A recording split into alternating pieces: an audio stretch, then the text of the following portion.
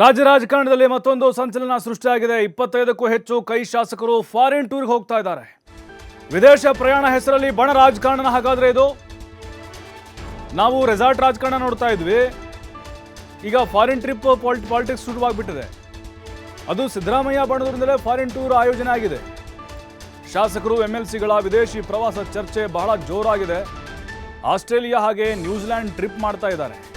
ಅಧ್ಯಯನದ ನೆಪದಲ್ಲಿ ಪಶುಸಂಗೋಪನಾ ಸಚಿವರ ನೇತೃತ್ವದಲ್ಲಿ ಪ್ರವಾಸ ಇರುತ್ತೆ.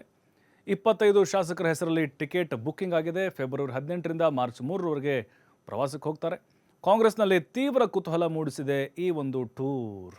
ಹಾಗಾದರೆ ಯಾರ್ಯಾರು ಹೋಗ್ತಾ ಇದ್ದಾರೆ ಫಾರಿನ್ ಟೂರ್ಗೆ? ವೆಂಕಟೇಶ್ ಅವರು ಇದ್ದಾರೆ, ಪಶುಸಂಗೋಪನಾ ಸಚಿವರು, ಸಿದ್ದರಾಮಯ್ಯನವರು ಆಪ್ತರು, ಭಾಳ ಕ್ಲೋಸು. ಪುಟ್ಟರಂಗ ಶೆಟ್ಟಿ ಅವರು ಕೂಡ ಬಹಳ ಅತ್ಯಾಪ್ತರು. ಹಿಟ್ನಾಳ್ ಕೂಡ ಅಷ್ಟೇ, ಅವ್ರ ಬಣದಲ್ಲೇ ಗುರುಸ್ಕೊಂಡಿದ್ದಾರೆ.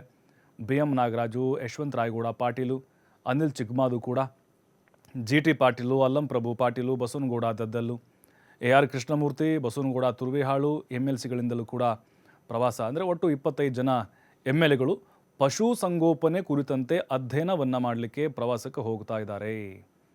ನೋಡಿ, ಕೃಷಿಯಲ್ಲಿ ನಮ್ಮ ಭಾರತವೇ ನಂಬರ್ 1 ಇದೆ. ಹೈನುಗಾರಿಕೆಯಲ್ಲೂ ಕೂಡ ನಮ್ಮದೇ ಆದಂಥ ಒಂದು ಸ್ಥಾನಮಾನ ಇದೆ. ಈ ಟೈಮ್ನಲ್ಲಿ ಯಾಕೆ ಹೋಗ್ತಾ ಇರ್ಬೋದು ಇವರು? ನಿಜಕ್ಕೂ ಅಧ್ಯಯನಕ್ಕೋಸ್ಕರ ಹೋಗ್ತಾ ಇರೋದಾ, ಅಥವಾ ಏನಾದರೂ ಒಂದು ರಾಜಕೀಯ ಸಂದೇಶ ಹೋಗಲಿ DK ಶಿವಕುಮಾರ್ ಅವರ ಬಾಳೈಕೆ ಅಂತನ?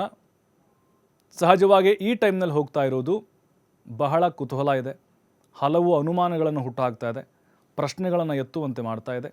ಯಾಕೆಂದರೆ ಎಲ್ಲರೂ ಕೂಡ ಸಿದ್ದರಾಮಯ್ಯನವರ ಆಪ್ತ ಬಳಗದಲ್ಲಿ ಗುರುತಿಸಿಕೊಂಡಿರುವಂಥವರಾಗಿದ್ದಾರೆ. ಬೇರೆ ಬೇರೆ ಯಾರಾದರೂ ಆಗಿದ್ದರೆ ನಾವು ಈ ಪ್ರಶ್ನೆನೇ ಮಾಡ್ತಾ ಇರಲಿಲ್ಲ. ಅದು ಯಾಕೆ ಈ ಸಂದರ್ಭದಲ್ಲೇ ಬೇಕಾಗಿತ್ತು? 18ರಿಂದ ಮಾರ್ಚ್ 3ರವರೆಗೆ ಪ್ರವಾಸಕ್ಕೆ ಹೋಗ್ತಾ ಇದ್ದಾರೆ.